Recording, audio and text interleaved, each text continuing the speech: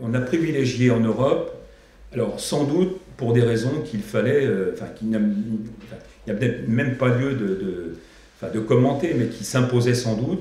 Mais on a fait le choix de l'élargissement au détriment, au fond, d'un approfondissement et d'une consolidation de l'Europe. Et ce choix-là, je crois qu'il faut savoir, là aussi, le regarder avec un peu de distance, mais surtout avec beaucoup d'objectivité. Si nous pouvions les uns les autres, quand ça s'est fait, notamment à partir des années 95-2000, où on a parlé sérieusement, on a commencé à parler sérieusement des phases d'intégration, pour passer finalement de 6 à 28, 27 peut-être l'année prochaine, on n'en sait rien, on verra ça. Mais il y avait certes des impératifs géographiques, des impératifs aussi géopolitiques, et notamment à travers la désagrégation du bloc URSS. Il n'empêche quand même que ça a probablement empêché cette consolidation pourtant nécessaire de l'espace européen. Et c'est ce qui fait qu'on s'est retrouvé finalement, et on se retrouve aujourd'hui avec deux grandes avancées européennes. Moi j'en vois guère d'autres, malheureusement, si je suis un peu factuel. La PAC d'un côté et la monnaie de l'autre. La monnaie qui ne concerne aujourd'hui que 19 pays, si je ne dis pas de bêtises. Il y a peut-être aussi une dimension infra-européenne sur laquelle il va falloir réactiver et probablement réenclencher un nouveau processus. On a connu des binômes Schmitt-Giscard d'Estaing, on a connu Kohl et Mitterrand. Je ne sais pas ce que l'histoire retiendra du couple Merkel-Hollande. Bon, ou peut-être Merkel-Sarkozy d'ailleurs, mais en tout cas Merkel-Hollande. Je le dis là aussi sans arrière-pensée, mais on sent bien quand même qu'au fond, l'intimité n'y est pas, la connivence n'y est pas ou n'y est plus. Et elle n'y est plus pourquoi? D'une part parce que sur le plan politique, on a la plus grande difficulté aujourd'hui à affirmer une orientation au sens européen du terme.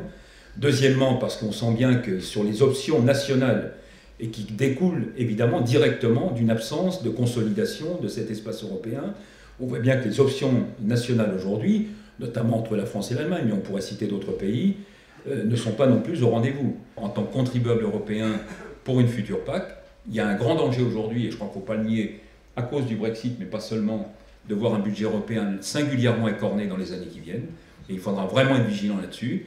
Je ne suis pas sûr qu'on ait toujours des Chirac, des Sarkozy, des Hollande pour défendre un budget européen. On a pu vivre parce qu'on avait aussi le grand frère américain qui, notamment sur ces grandes questions de géopolitique, était très présent et qui assurait au fond cet équilibre entre une Russie d'un côté, des États-Unis de l'autre, avec quand même une Chine qu'il ne faut jamais oublier, une Inde qui est quand même aussi très prégnante, mais dont on parle trop peu peut-être aujourd'hui, en tout cas à mon goût.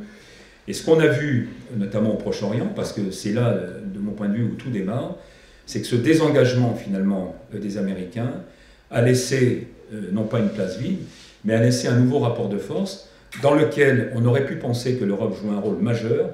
Et moi, je considère que l'Europe n'a pas été à la hauteur des enjeux. Et ce qui, du coup, a amené, finalement, Poutine, à nouveau lui, et la Russie, à devenir l'arbitre dans cette région. Tous ces sujets aujourd'hui, on doit aussi pouvoir les appréhender à notre niveau. Pourquoi ?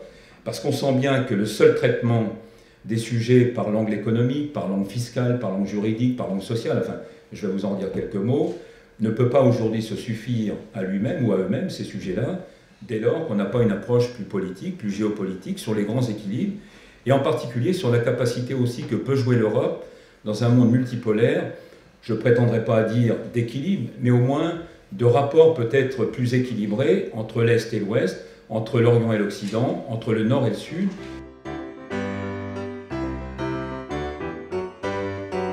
Avec cette incapacité quand même à consolider justement cet espace européen, cette vision stratégique, cette notion d'appartenance, non pas comme un ensemble d'États dans une fédération, mais comme un ensemble d'États qui sont constitutifs d'un espace au sein duquel, les libertés, cette diversité, cette capacité à nous exprimer les uns les autres, est constitutive de cet espace.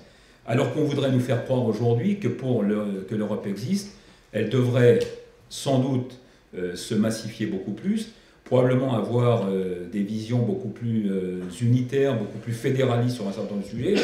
Je pense que si on prend le sujet dans ce sens-là, on risque de se planter, de ne pas avancer, voire de reculer. Au fond, d'un côté, la reconnaissance d'une Europe qui est composée diversement d'un certain nombre de territoires, de cultures, etc.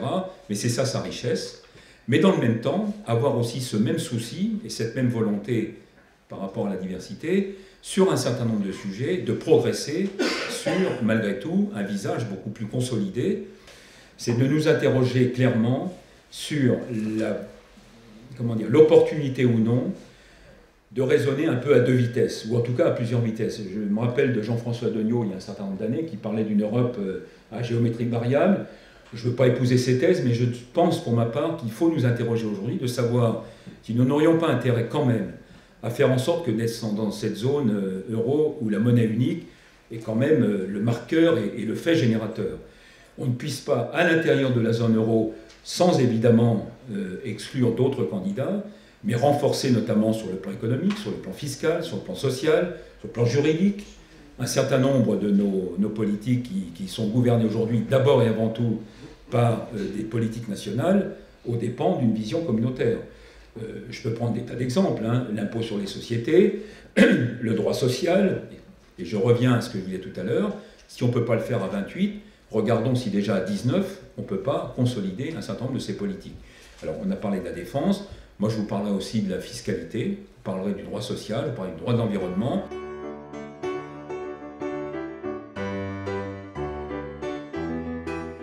Mais ce qui va être très important, c'est quoi? C'est notre capacité à résister, non pas sur les questions tarifaires commerciales essentiellement, mais sur les questions non tarifaires. Et c'est ce que j'exprime justement dans ce livre en disant, attention, si nous voulons demain maintenir ce qui fait finalement notre diversité, notre spécificité, notre modèle, disons-le, notre modèle alimentaire, c'est bien cette capacité aussi à reconnaître que l'Europe, elle est elle-même diverse. Qu'elle vit avec des territoires, elle vit avec des productions différentes, elle vit avec une alimentation elle-même plus ou moins sophistiquée entre le Nord et le Sud. Enfin, c'est ça la richesse de l'Europe.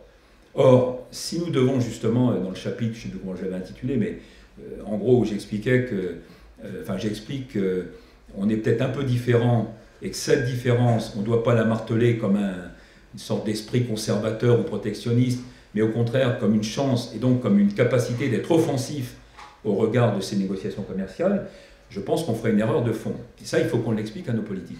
Il y a un moment, il faudra quand même rendre l'Europe et les politiques européennes, surtout, lisibles par les citoyens européens.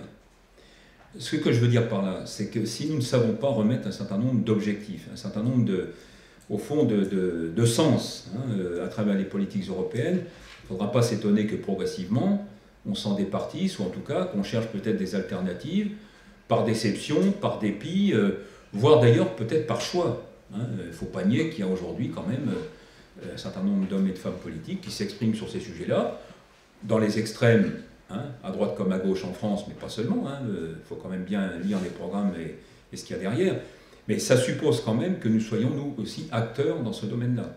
Et je ne veux pas faire l'apologie ou être trop optimiste plus qu'il ne faut, mais je pense quand même que nous avons une capacité, notamment, c'est-à-dire dans le monde agricole, mais avec le monde agricole, c'est son amont, son aval. Je pense que nous avons encore une capacité à tenir un discours positif, un discours volontariste, un discours éclairé sur les enjeux européens. Ça me paraît très important.